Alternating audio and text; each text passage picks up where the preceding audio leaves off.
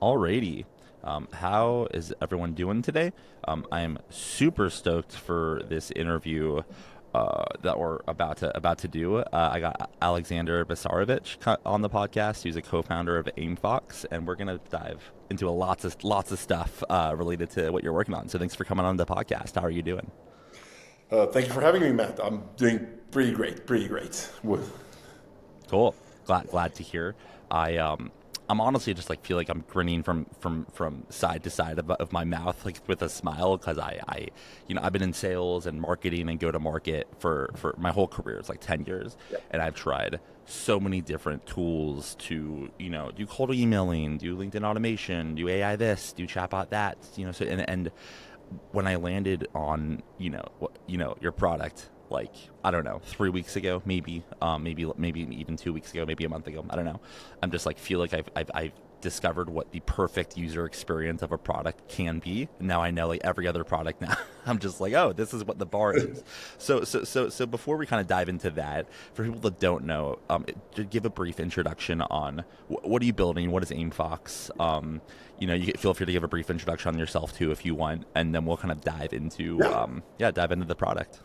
yeah, absolutely. I mean, yeah. So Aimfox is basically a LinkedIn outreach tool. It allows users to automate their outbound through LinkedIn. So basically, they connect their LinkedIn accounts. They find leads through our platform, and then they can like automate connection requests, message sequencing, and basically once they start getting those replies from those leads through like this uni inbox, they can manage their replies and just basically work on closing those deals. So honestly, it's a great tool for lead generation. It's a great tool for sales in general. And yeah, I mean, we've launched recently. Well, actually, so okay, so that's kind of true because we did do a first what I call now a soft launch, but honestly, it was just like pretty much like a failed launch, to be completely honest, in March 24. And yeah, so that was like that was honestly that was the first launch we did, and we got a lot of user feedback, and we realized that we needed to go back to the drawing board. We needed to change some things. Then the actual launch, where we said that we really have a market-ready product, the product that you seem to like very much, and honestly, it means the world to me. Like when you tell me like the onboarding experience is great, like we're putting a lot of work and a lot of thought into everything. So I mean, I'm very glad to hear that. That launch was in second half of October. Is when we launched all the features, and we went kind of public with it on November in beginning of November. So yeah. So I'm kind of curious to dive into the difference between the two launches. So like it sounds like the first launch like you said, you was kind of didn't meet your expectations maybe because the product wasn't there. But was the kind of the noise that was made from the launch as much as the most recent launch, but then the churn was just super high? Or what, like if you were to compare the two launches, like you obviously have done something right for this second launch. So Yeah. obviously some product changes? Did you change your launch strategy? Just compare and contrast those two launch days. I'm curious. Well, actually, pretty much everything you just mentioned, we did. So initial launch, honestly, like before our March 24 launch, we spent a lot of time working on the product, and honestly, we were really building out the product the way we think it should be built, and for an ICP for an ICP that we think needs this. And in March we launched, and we thought like the product was killer. Like if you'd asked me then, I was like, the product is awesome. And then we had three sales reps going out talking to agencies. We were doing like a bunch of calls every day with big agencies, and everything seemed to be going well. Like the feedback that I was getting, as I wasn't doing these calls myself, so I was kind of like overseeing this whole sales operation, which ultimately is something that I've changed this time around. And the feedback that we were getting is like, hey, everybody's liking it. The demos are going well. We're talking to these agencies. We're doing our lead generation right. Like we're talking to good leads. We have a bunch of quality leads every day. We're talking to like power users, agencies, and all of a sudden, like as weeks are going by, we're seeing that like these deals are not closing. And they tried the free trial. We extend the free trial. And we see there is friction, and that's when we start noticing that something is off. And then I spoke to a good friend of mine, Charlie, who actually he runs a lifetime deal community like app website called Rocket Hub, and we actually use them. He told me like, why don't we do like a LTD launch where you get like all of a sudden like hundreds of agencies signing up and just get you a lot of that feedback that like you really seem like you need, because something's off, and we need to identify what's off. And we did that in May 24. And we get like in like over like in 2 weeks we get like 300-400 agencies sign up, and we start, and all of a sudden I'm like, okay, I need to start talking to these guys, and then all of a sudden we identify a lot of friction zones on the product, just because like we were building things the way we weren't listening to user feedback. That was it. Like we weren't doing user interviews. We weren't listening. We weren't building what people needed. We were building what we thought people needed, and we were off. Like I'm being frank. So then we decided like, okay, like, so the general sentiment from that launch was like, okay, this didn't go as well as, we thought it would. And we did get a lot of feedback. And we're like, okay, we need to go back to the drawing board. And we know it. And like our users told us exactly what we need to change. Like they were like, that's a problem, that's a problem, that's a problem, that's a problem. And we're like, well, we have a roadmap for the next 3-4 months. Like, let's roll our sleeves up and let's start working on it. So we basically then like double down on changing the structure of the product, because honestly, the initial version was built more towards like individual users. It wasn't very friendly for multiple LinkedIn accounts. And our ICP was actually agencies. And all agencies do is they add multiple LinkedIn accounts. And yes, there were workarounds where you could make it work. But then at the end of the day, like if they're considering to switching from like a competitor that like has everything like ironed out pretty much, why would they like want to think about like workarounds? It's just friction. And then we just started working really, really hard. And in October, we launched a completely revamped Aimfox. And then we said, okay, now we need to get that validation that the product is at the right spot. So we say, okay, like let's do, last time we did a Rocket Hub launch, we got like 300, 400 agencies. Now let's do an AppSumo LTD launch where we get like at least 1,000 agencies. And we ended up getting like over 2,000 at the end of the day. And we ended up doing like 200K USD in total sales, which is like decent, But again, like money wasn't the reason, because it's only like one-time payments. The real reason was feedback. And then we get literally like I think 2,500 sales, where we get like thousands of agencies and power users signing up, and we start getting feedback. And the feedback is awesome. Like everybody's loving the product. Everything is going great. And we're seeing like thousands of LinkedIn accounts connected to the platform. We see users spending time in the platform, and we basically got the validation in November. Then we said, okay, now let's go on product hunt. Let's see how that goes. We do that launch, and we nailed it. We got product of the day, we got product of the week, we got third product of the month, and this is our first time ever doing it. So yeah, that was kind of the dynamic.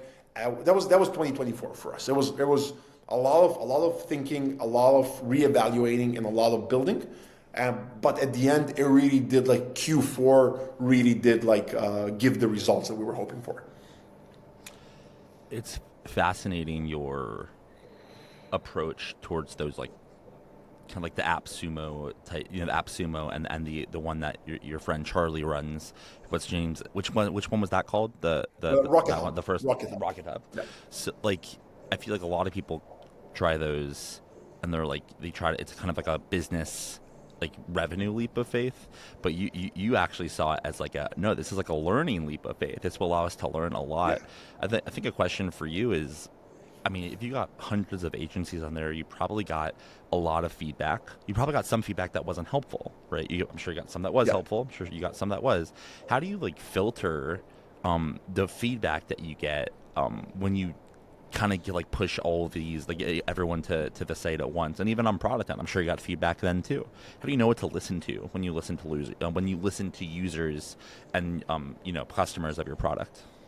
I mean, absolutely. Like that's actually a really good point because, like, feedback can always be a double-edged sword because depending on who gives the feedback, based on what conditions, what kind of user are they. So to begin with, like what we did with the V2 is we implemented like UserBack, which is like a feedback collection platform, where users can submit feature requests and they can upvote them. The community can upvote them, and that's something that honestly really helped us because all of a sudden, users were submitting feature requests and other users were upvoting them. And we were seeing like, okay, this feature request has got like 60, 70 upvotes, so then we know this is something we want to look at.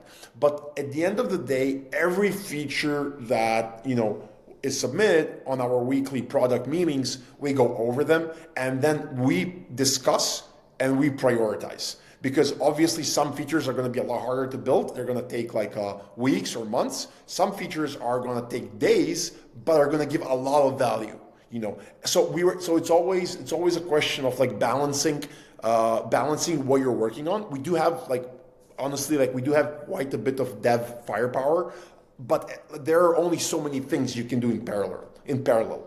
So this is definitely like something that like we really want to make sure that like we identify the right feedback, the right feature requests, and like I think like we need to put it all into context. And at the end of the day, it's going to be down to us to decide like, okay, this we want to implement. This does not make sense with the long-term strategy. Yeah, that makes a lot of sense. So I want to go into now like the current product that is built. Like I feel like like we're talking about before we started recording. Like there are like this is definitely not like a it's something where you're the only product in the world that helps out with LinkedIn automation. Like there's like other tools that help out with that. Maybe this might be a lot, but your product Aimfox is rises among them all in like the pleasure of using the actual product. Like sales is sales is like it's sales. It's talking to people. It's trying to get revenue. It's not necessarily like super fun all of the time, but it almost feels like using Aimfox is like kind of fun, which I can't say that about really like any other product. Do you just have great product people? Do you are you yourself like a product person? Like how have you figured out how to make kind of a boring-ish category kind of fun through the product? So yeah, I mean, honestly, my co-founder is the product person. It's probably the big thanks goes to him for that. However, the thing is, like, you're completely right, like in noticing that like a lot of these like tools we are competing with really give at the end of the day a bad user experience, and I think it has a lot to do with just like how a lot of these products started. A lot of these competing products they work fine, like and for a lot of things, like they really like they work, But like a lot of these products started from small teams. This is an industry where there is very limited funding, so like if you want to raise capital to build something out, it's going to be quite hard to do, and I think a lot of these products for competitors were built, they were kind of like just like stacking things on top of each other as they were building it. Just like, like when you're bootstrapping, you don't have the luxury of doing like a 2 or 3 year strategy. You have to do things on a month to month basis because you got bills to pay and you got people you want to hire, you got salaries you need to cover, and you got to make some money at the end of the charade. So I think what our probably main advantage is that we are really able to focus on the long term game, not on the like 3 to 6 month game, but like more on the like 2 to 4 year game. And that comes like from our background. So we did like, this is not our first rodeo like when it comes to like scaling SaaS products, especially in this space. And we've committed a lot of resources into this. So we have around 40 people working full time on Aimfox. So it's a big team. Ultimately, that has its advantages. It's going to allow us to again move very fast. This is a seasoned team that has already worked before together. We're not hiring for this. Like, we already have the foundations we're building this on. And I think that like long-term strategy approach, I think that's what's really allowing us to build it on like solid pillars and not just kind of like keep on stacking things on top of each other, which at the end of the day ends up being a complete mess. Totally. I get that. I get that completely. It does lead me to wonder, like, how do you kind of get in the position where you're able to allocate all these resources? Or I guess in other words, like, is this kind of is Aimfox part of like a holding company that you've spent out tons of stuff? What's your background and how did you get yourself in a position where you could get 40 people working on this product? Yeah. I should have probably started with that in the intro section. Honestly, I'm a nerd for just like diving. I ask questions that like where my curiosity lies. Yeah, It is really we what to just get dove into the product. straight into the product. I know The I love it. launches. I wanted Yeah. to. I wanted to. But let's. How'd you kind of like set yourself up to like be in this Definitely, position? definitely. So like, yeah, we started like as a from a holding company perspective in 2017, and we actually we are industry leader in the organic Instagram growth space. So Instagram outreach, Instagram outbound. And we've kind of established ourselves as a leader there, and that is something that, like a space we've been able to really dominate quite well. Now, one of the perks of doing that is that you are able to you do have the funds to invest in the new project without taking external capital. Now, there are a lot of scenarios where like external capital really has other value than money. But for us, we felt like, okay, like, we can finance this all the way through. And I'm not saying that like at some point we're not going to be open to like taking on capital or taking on investors and like consultants. But to get the initial traction going, we wanted to do the hard part ourselves. And that's basically the decision was that from on our Instagram side of the business, it's a mature product. It's a product where we have like a structure, managers. There isn't as much like thinking from a product standpoint anymore because we've kind of already built it all out. It's more like marketing, scaling, and like sales. And for me and my co-founder, that's the fun part is in building the product and then scaling it from 0 to 1, and getting that traction. So that's kind of like something that like is my goal and his goal. Like we want to focus on building the best products and then scaling them and just like doing it like from 0 and getting that initial traction, getting that ultimately that high, that satisfaction, like, hey, when you're succeeding, and like, all the lows along the way make that and that high all the more rewarding at the end. So that's where we're in for. So like, me and my co-founder, like the holding company is owned by the two of us, and we're both fully committed on Aimfox, while the other side of the business is kind of we already have like management structure there. So yeah, this is our next big thing. That's awesome. I am curious, like as someone who likes the 0 to 1 phase, I have to guess you like get ideas, just like random ideas, like, oh, that would be a good idea, or that's a good product, or that'd be a good business. How do one correct? Tell me if I'm off. Maybe that's not you, but if it is, like, how do you control your creativity and your ideas to be like, that's a good idea, maybe for like 5 years from now, today I'm doing this. How do you, or do you explore your ideas when you have them? It's hard because you're always tempted to go for like what you feel. Oh my god! Like you identify an opportunity like that you feel like is like a low hanging fruit. Like you feel like if we do like a 3 week sprint, we can have an MVP and we have a great go to market strategy for this, and we know we can get like X amount of MRR. It's very tempting all the time, and I'd lie if I say that like we never explore it. Yes, we do talk about a lot of these things, but at the end of the day, like the question is like how much potential does it have? And that's the thing with Aimfox. Like with Aimfox, we see a lot of potential in this, and actually the potential that we see is not only in the LinkedIn outreach aspect of Aimfox. We see Aimfox as like becoming an omni-channel outreach tool on the market. Like we wanna do outbound emailing. We wanna do LinkedIn outreach. We wanna tie those in together. And that's kind of we really want Aimfox to become the GTM tool for teams that are launching products, for marketers that are doing that as a service. And we want to go beyond beyond LinkedIn outreach. But that's still, for us, that's like the long-term vision. That's what I was talking about, the like 1 to 3, 2 to 4 year vision.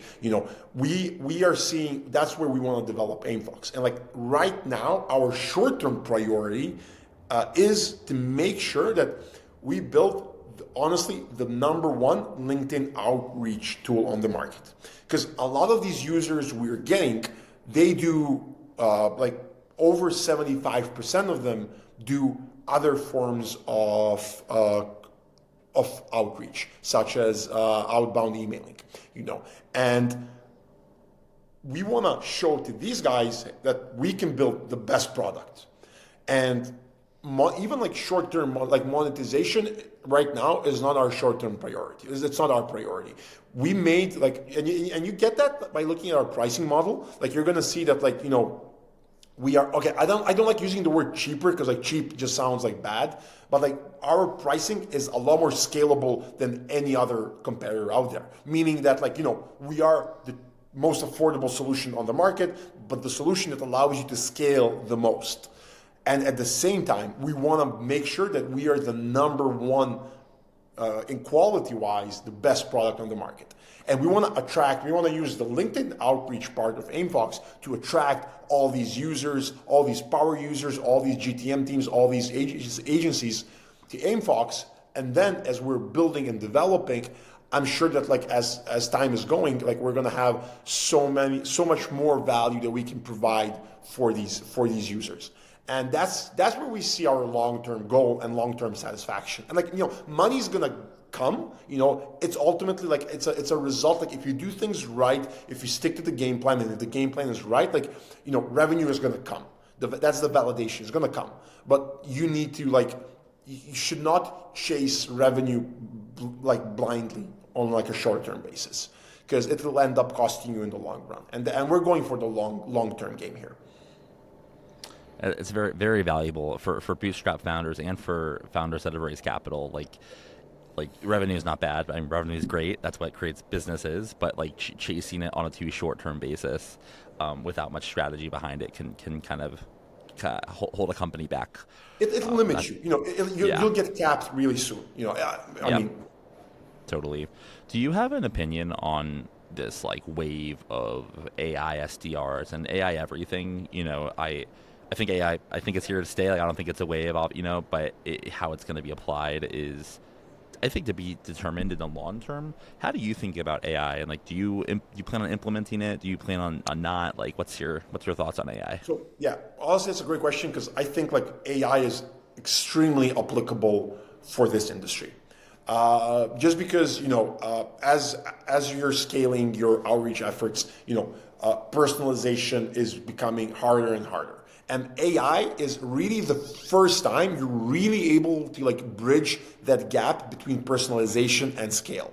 Because up until now, like, if you want to do things at scale, it always sounds spammy and the value is not really there, and like conversion rates drop and you're just like spraying and praying. And that's not what Aimfox is about. Like, we wanna make sure that we do quality engagement, quality interactions. So AI really falls nicely into that, because AI allows you to play a lot around with the data, or allows us to play a lot with the data that we collect from leads that our users are reaching out to. So we have all this data from their LinkedIn profiles, from like a lot of different sources. And then we can use that data to basically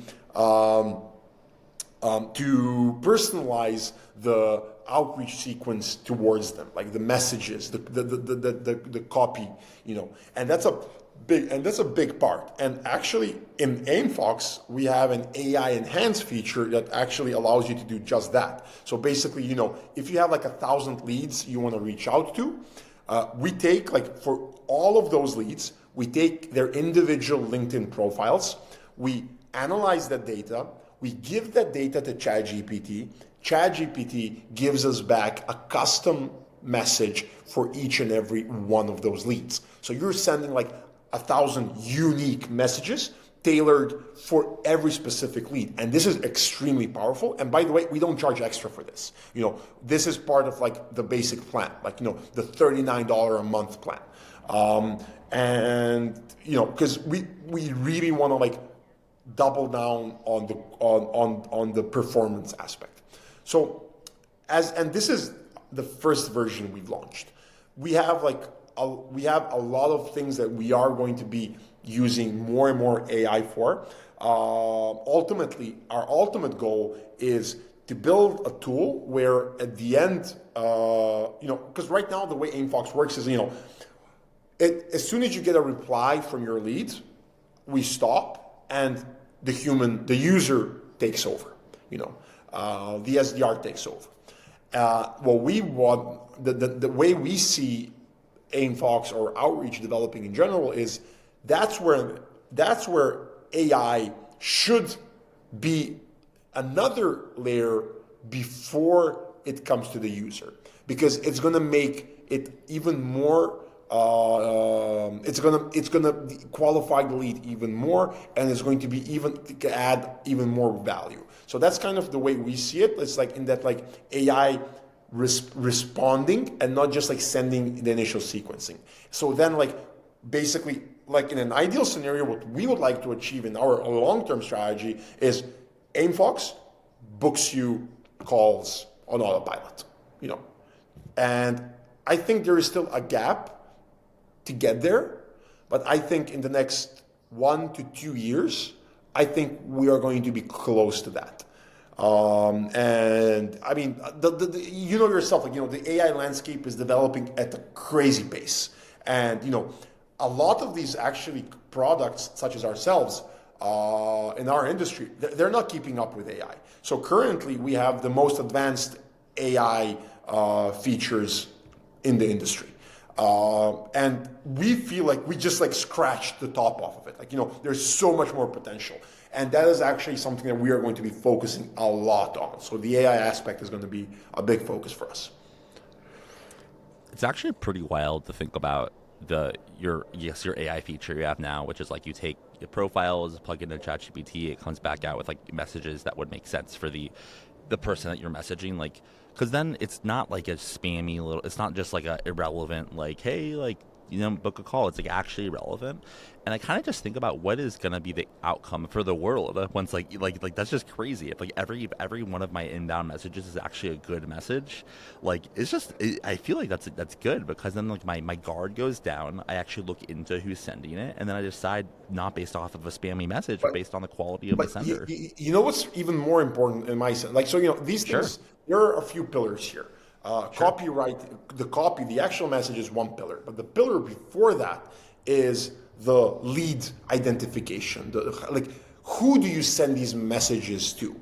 If you fail on that step, then it's irrelevant. Then it's a lot closer to spam. and a lot further away from targeted outbound. So you really need to like get every pillar right if you want to succeed here. And a lot of that is on us, on the product provider. So we need to enable you to get there right. We need to give you the right tools for you to find the perfect lead for your business, for whatever you're doing.